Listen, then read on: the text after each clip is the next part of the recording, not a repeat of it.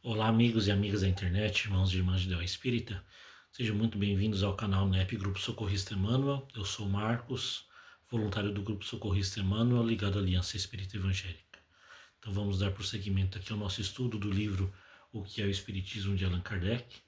Esse vídeo aqui é a parte 3 do capítulo 3 que já nós estamos vendo aqui, do nosso estudo. O capítulo 3 que fala sobre solução de alguns problemas pela doutrina espírita. Então, o tópico que estamos vendo é sobre o homem durante a vida terrestre. Esse tópico, como nós falamos no vídeo anterior, tem 28 perguntas. Vimos as primeiras 14 perguntas desse tópico e agora vamos ver as outras 14 perguntas subsequentes. Então, conforme nós fomos fazendo aqui a leitura, e caso haja necessidade, nós vamos fazer os apontamentos aqui. Então, vamos dando continuidade com a pergunta número 130. O homem nasce bom ou mau? É preciso distinguir a alma e o homem.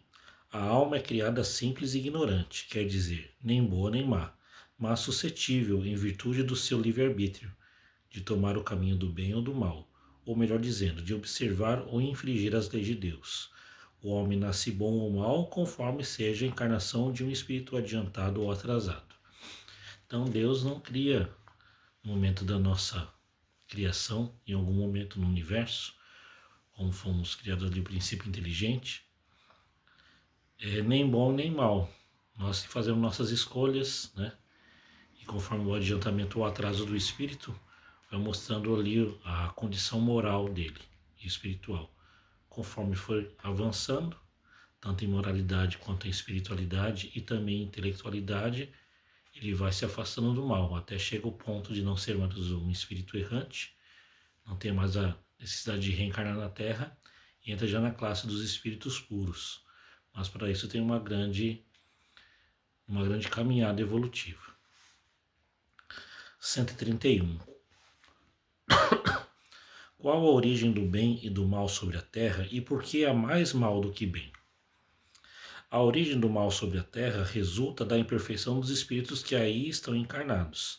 A predominância do mal decorre de que, sendo a Terra um mundo inferior, a maioria dos espíritos que a habitam são eles mesmos inferiores ou progrediram pouco. Nos mundos mais avançados, onde não são admitidos a se encarnarem senão espíritos depurados, o mal é desconhecido ou em minoria. Então, na categoria dos mundos, a Terra apenas avançou um passo, saiu do mundo primitivo, está no mundo de provas e expiações, onde há mais pessoas más do que pessoas boas, mas está num processo de transição para sair do mundo de provas e expiações para ir para um mundo de regeneração, onde ainda haverá maldade, mas em menor número, haverá mais pessoas boas do que ruins. Então, nesse processo que pode durar séculos ou até milênios, depende da humanidade querer evoluir, né? E aqueles que não quiserem acompanhar a evolução serão retirados e levados a mundos inferiores, ainda em formação, como a Terra foi um dia, né? Conforme está relatado no livro Os Exilados da Capela, de autoria de Edgar Armand.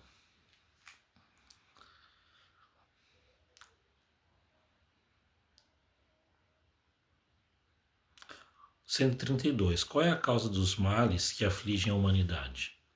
A Terra pode ser considerada ao mesmo tempo como um mundo de educação para os espíritos pouco avançados e de expiação para os espíritos culpados. Os males da humanidade são a consequência da inferioridade moral da maioria dos espíritos encarnados. Pelo contato dos seus vícios, eles se tornam reciprocamente infelizes e se punem uns aos outros. Quer dizer, por isso que é provas e expiações. Um está passando por provas, outro passando por expiações. Todos estão nesse, como se diz, nessa escola, esse educandário que é a Terra, para aprender a se amar, a se perdoar, a praticar a caridade, a benevolência, o perdão, a misericórdia e se depurando pouco a pouco. Uns vão aprendendo com os erros dos outros e aí vai querendo trabalhar a sua inferioridade, querendo ser uma pessoa melhor. A cada encarnação, essa é a nossa objetivo, sair da Terra, de uma existência, melhor do que entrou. 133. Por que o mal frequentemente prospera, enquanto que o homem de bem é alvo de todas as aflições? Para aquele que não vê senão a vida presente e que a crê única, isso deve parecer uma soberana injustiça. Não ocorre o mesmo quando se considera a pluralidade das existências e a brevidade de cada uma com relação à eternidade. O estudo do Espiritismo prova que a prosperidade do mal tem terríveis consequências nas existências seguintes, que as aflições do homem de bem são ao contrário, seguidas de uma felicidade tanto maior e durável quanto ele a suportou com mais resignação. É para ele como um dia infeliz em toda uma existência de prosperidade.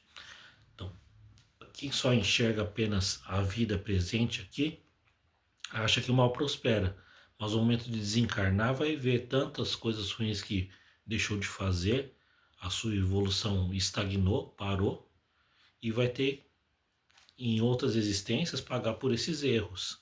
Agora que aquele que passou por provas, por dificuldades aqui na Terra em uma existência e passou de forma resignada, perseverante, sempre confiando na bondade de Deus, esse já deu um avanço, né? Em questão moral, em questão espiritual. Então, conseguiu passar para as provas sem se revoltar contra Deus, mas resignado, sempre confiando no Pai. Então, esse evoluiu moralmente e espiritualmente. 134. Por que uns nascem na indigência e outros na opulência? Por que há pessoas que nascem cegas, surdas, mudas ou atacadas de enfermidades incuráveis, enquanto que outras têm todas as vantagens físicas? É isso efeito do acaso ou da providência? Essa resposta do Allan Kardec é maravilhosa. Se é efeito do acaso, não é o da providência. Se é efeito da providência, pergunta-se onde está sua bondade e sua justiça. Ora, é por não compreenderem a causa desses males que muitas pessoas são levadas a acusá-la. Compreende-se que aquele que se torna miserável ou enfermo por suas imprudências ou seus excessos seja punido pelo que pecou. Mas se a alma é criada ao mesmo tempo que o corpo, que fez ela para merecer semelhantes aflições desde o seu nascimento, ou para delas estar isenta? Se admite a justiça de Deus, deve-se admitir que esse efeito tem uma causa. Se essa causa não está nesta vida, deve ser de antes dela, porque em todas as coisas a causa deve preceder o efeito. Por isso é preciso, pois, que a alma tenha vivido e que tenha merecido uma expiação. Os estudos espíritas nos mostram com efeito que mais de um homem que nasceu na miséria foi rico e considerado em uma existência anterior, mas fez mau uso da fortuna que Deus lhe deu para gerir. Que mais de um indivíduo que nasceu na vileza foi orgulhoso e poderoso. Nolo mostram, às vezes, submetido às ordens daquele mesmo ao qual comandou com dureza, sob os maus tratos e a humilhação que fez os outros suportarem. Uma vida penosa não é sempre uma expiação. Frequentemente é uma prova escolhida pelo Espírito, que vê um meio de se adiantar mais rapidamente, se a suporta com coragem. A riqueza é também uma prova, porém mais perigosa que a da miséria, pelas tentações que dá e os abusos que provoca. O exemplo daqueles que a viveram também prova que é uma daquelas em que frequentemente saem menos vitoriosos. Isso é um detalhe, né? É mais fácil a gente falhar com a riqueza do que com a pobreza. A diferença de posições sociais seria a maior das injustiças, quando não resulta da conduta atual, se ela não devesse ter uma compensação. É a convicção que se adquire dessa verdade pelo Espiritismo, que dá a força para suportar as vicissitudes da vida e aceitar a sorte sem invejar a dos outros. Então, essa resposta aqui é maravilhosa, né? Se não vemos causa nessa vida, nós tivemos vidas anteriores. Todo espírito passa pelas duas provas, pela riqueza e pela pobreza. Como disse aqui Allan Kardec, é mais difícil de conseguir vencer pelas tentações, né? Pelo que atrai, pelo que seduz, é a riqueza. A pobreza, você, de certa forma, se você se resigna e você vai sabe viver com pouco, né? Mas são provas que todo espírito passa aqui na Terra. Aquele que não é invejoso, que não quer ser rico a qualquer custo, aceita a condição que se está e agradece a Deus, isso já evoluiu um pouco mais. 135, por que há idiotas e cretinos? É uma pergunta que se fazia naquela época, né? Não falava das doenças ali relacionadas à mente. Falava-se muito da idiotia. A posição dos idiotas e dos cretinos seria menos conciliável com a justiça de Deus, na hipótese da unicidade da existência. Por miserável que seja a condição na qual um homem nasceu, ele pode dela sair pela inteligência e pelo trabalho, mas o idiota e o cretino são votados, desde o nascimento até a morte, ao embrutecimento e ao desprezo. Não há para eles nenhuma compensação possível. Por que, pois, sua alma teria sido criada idiota? Os estudos espíritas feitos sobre os cretinos e os idiotas provam que sua alma é tão inteligente quanto a dos outros homens, que essa enfermidade é uma expiação infligida aos espíritos por terem abusado da sua inteligência e que sofrem cruelmente em se sentirem aprisionados nos laços que não podem quebrar e no desprezo do qual se vêem objeto, quando talvez tenham sido insensados na sua existência precedente. Então, essa resposta pode ser vista na Revista Espírita de 1860, na página 173, O Espírito de um Idiota, e também na Revista Espírita de 1861, página 311, Os Cretinos. Quer dizer, aquela doença mental que uma pessoa nasce é uma prisão para o espírito, porque ele abusou em existências anteriores e aquilo ali é compulsório. Tem que vir naquela forma para ele aprender a controlar os seus instintos naquela mente, né, que está doente, a pessoa não pode expressar a sua condição, toda a sua inteligência, porque se viesse no corpo perfeito, continuaria abusando. 136. Qual é o estado da alma durante o sono? Durante o sono, só o corpo repousa, mas o espírito não dorme. As observações práticas provam que, nesse instante, o espírito goza de toda a sua liberdade e da plenitude das suas faculdades. Ele aproveita o repouso do corpo e os momentos em que sua presença nele não é necessária, para agir livremente e ir aonde quer. Durante a vida, a qualquer distância que se transporte, o espírito está sempre ligado ao corpo por um laço fluídico, que serve para chamá-lo, desde que sua presença seja necessária. Esse laço não se rompe senão na morte. Ele falado muito nas outras tradições da espiritualismo do fio de prata, que liga o espírito ao corpo. Então, quando acordamos repentinamente, sentimos aquele tranco, né, no corpo. O espírito volta de repente ao corpo quando acordamos. Então, toda noite nós saímos do corpo, entramos em contato com o plano espiritual, depois retornamos. 137. Qual é a causa dos sonhos? Os sonhos são o resultado da liberdade do espírito durante o sono.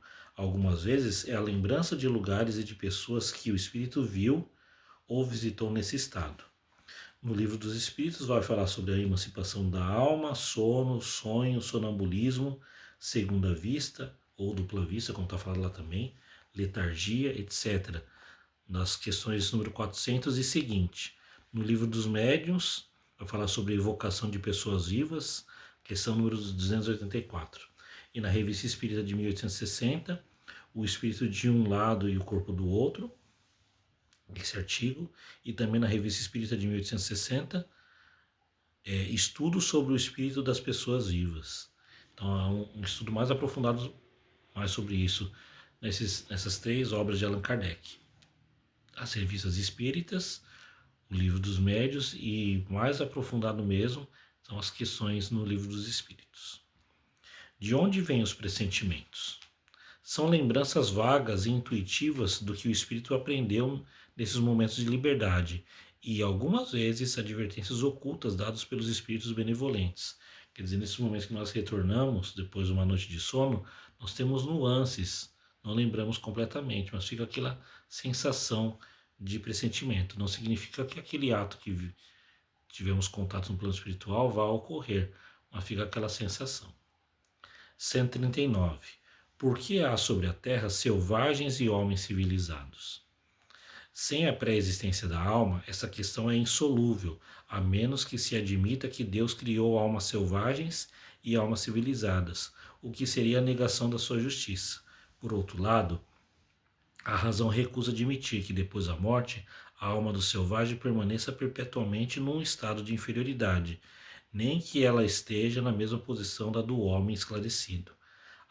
Admitindo-se para as almas o mesmo ponto de partida, única doutrina compatível com a justiça de Deus, a presença simultânea da selvageria e da civilização sobre a terra, é um fato material que prova o progresso que uns cumpriram e outros podem realizar. A alma do selvagem alcançará, pois, com o tempo, o grau de alma civilizada.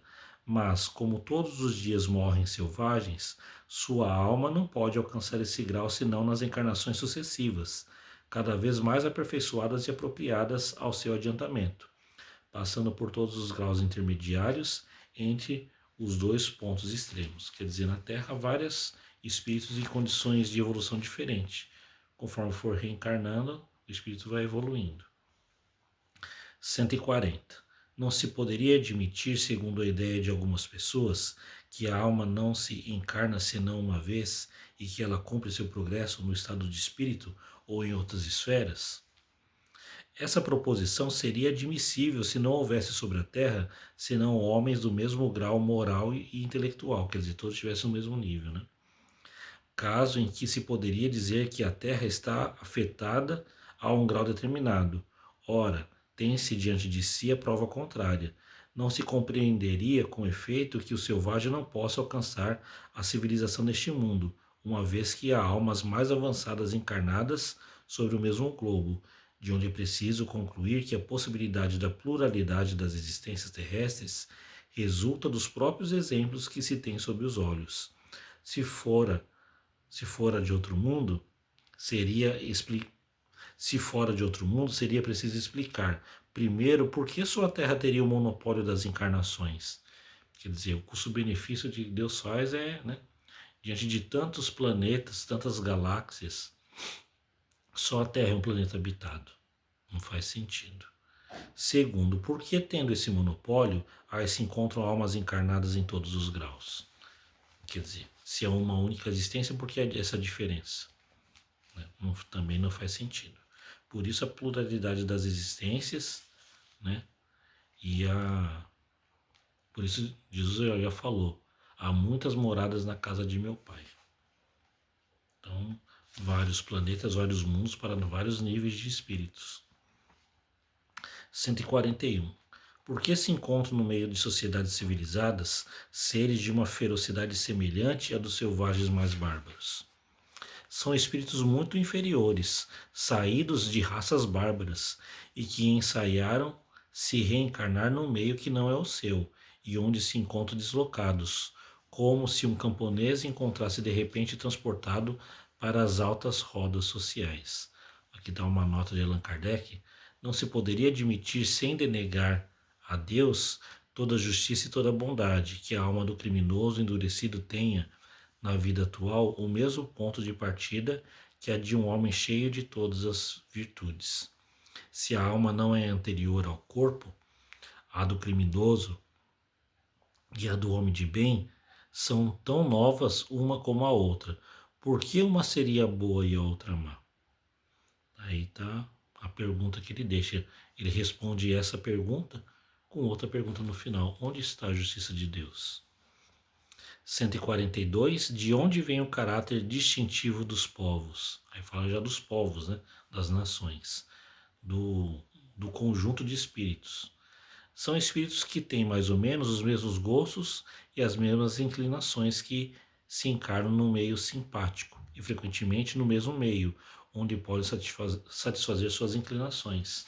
Então, cada povo, cada nação tem suas características, né? O povo japonês mais disciplinado, mais centrado, né? Aí os povos latinos, os povos árabes, cada um com suas nuances, né?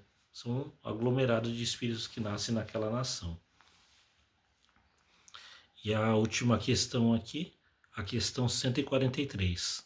Como progridem e como degeneram os povos? Também essa resposta de Allan Kardec é maravilhosa. Se a alma é criada ao mesmo tempo que o corpo, a dos homens de hoje são tão novas, tão primitivas quanto a dos homens da Idade Média. E desde então pergunte-se por que elas têm costumes mais dóceis e uma inteligência mais desenvolvida. Se na morte do corpo a alma deixa definitivamente a terra, pergunta-se ainda: qual seria o fruto do trabalho que se faz para melhorar um povo se está a recomeçar com todas as almas novas que chegam diariamente?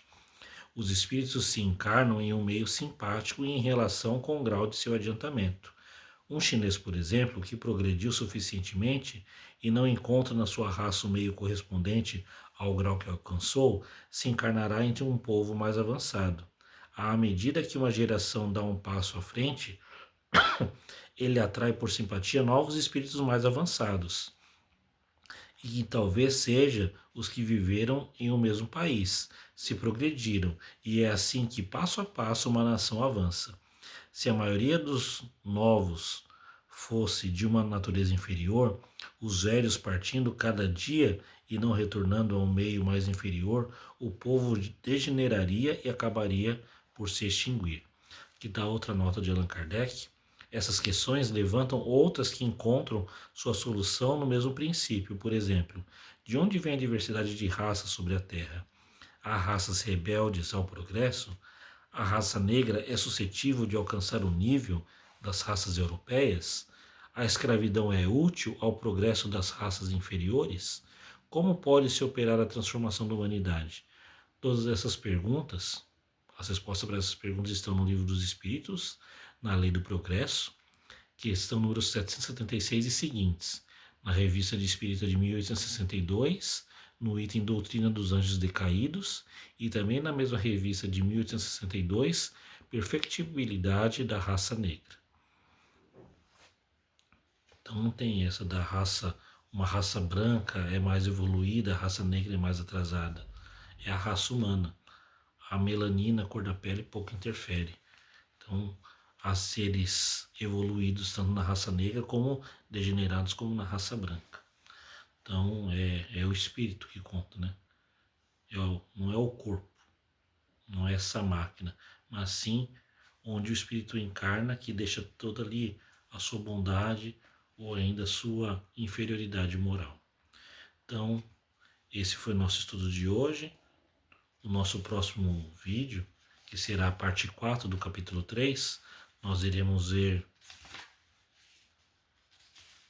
mais um tópico que encerra aqui o capítulo 3, que vai falar sobre o homem depois da morte, que vai da questão 144 até a questão 162. Então esse é o último tópico do capítulo 3, que foi bem curtinho, e depois iremos para o Espiritismo em sua mais simples expressão, exposição sumária do ensino dos Espíritos, um resumo, né, do que está no Livro dos Espíritos. Então, vamos agradecendo a Deus, nosso Pai, Jesus, nosso Mestre, por mais essa oportunidade. Se for da vontade do Pai, que possamos estar reunidos para o nosso próximo vídeo, o nosso estudo do livro O que é o Espiritismo, de Allan Kardec. Que assim seja, graças a Deus e graças a Jesus.